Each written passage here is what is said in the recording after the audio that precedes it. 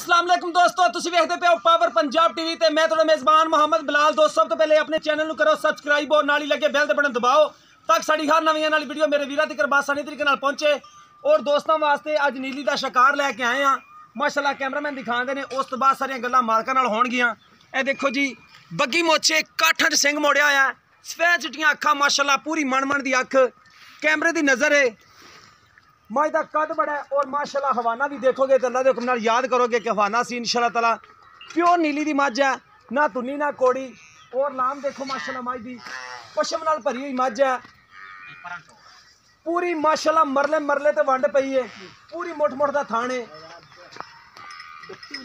बरीक धागे वर्गी पूछ है, एक कड्डी है, पुट्ठा थब्बे दा चौड़ा है माशाअल्लाह। हर एक चीज़ कैमरे दी नज़र है। और कवा देखो माशाल्लाह नीवे है, धागे वर्गी पूछ है माशाल्लाह इनदी।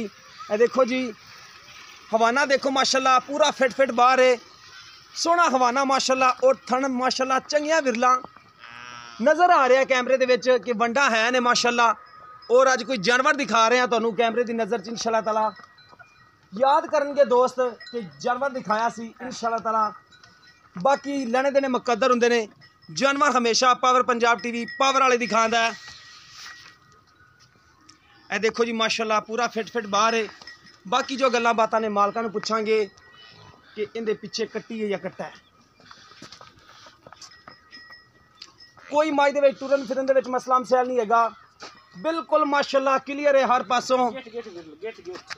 कैमरे दी नज़र च नज़र आ रही ने विंडां भी और मझ दी नस्ल जात भी। एक कड्डी बरीक चंबड़ी, ए देखो धागे वर्गी पूछ है, बरीक चंबड़ी है माशाल्लाह। मझ नज़र आ रही है कि मैं मझ जा। बाकी भाईजान इत्थे आओ ना। अस्सलाम वालेकुम जी। वालेकुम अस्सलाम। की नाम भरा दा? जी मोहम्मद फयाज। अच्छा भाई मोहम्मद फयाज, इहदे पिछे की मझ दे? कट्टी भाईजान। किनवा सुबह सी?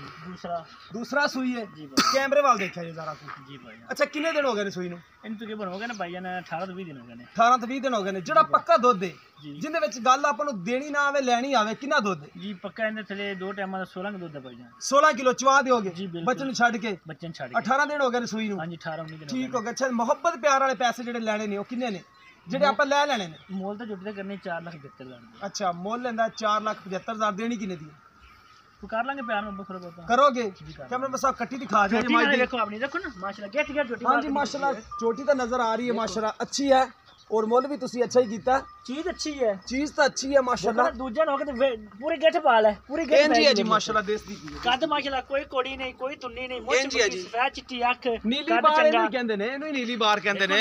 ਹਰ ਬੰਦਾ ਨੀਲੀ ਲਈ ਫਿਰਦਾ ਹੈ। ਬਲਬ ਤਰਾ ਅੱਖ ਦੀ ਮਾਸ਼ਾਅੱਲਾ। ਇੰਜੀ ਹੈ ਜੀ। ਆਰਫ ਵਾਲੇ ਇਲਾਕੇ ਦੇ ਵਿੱਚ ਇਨਸ਼ਾਅੱਲਾ ਤਾਲਾ ਨੀਲੀ ਮਿਲੇਗੀ ਅੱਲਾ ਦੇ ਹੁਕਮ ਨਾਲ। ਇਹ ਪਿੱਛੇ ਕੱਟੀ ਸ਼ਾਹ ਕਾਲੀ ਕੱਟੀ ਜੀ। ਕੱਟੀ ਨੂੰ ਉਸ ਦੇ ਵਿੱਚ ਚੰਦ ਵਾਲ ਸਫੈਦ ਨੇ। ਕੱਟੀ ਨੂੰ ਰਜਣਾ ਦੇਖੋ ਮਾਸ਼ਾਅੱਲਾ। मैं क्या वेगी ने घर लगी वैसे की। जी एन जी है, जी एन जी। कट्टी शौक समझ जाने हैं। 4,75,000 रुपया डिमांड है मझ दी।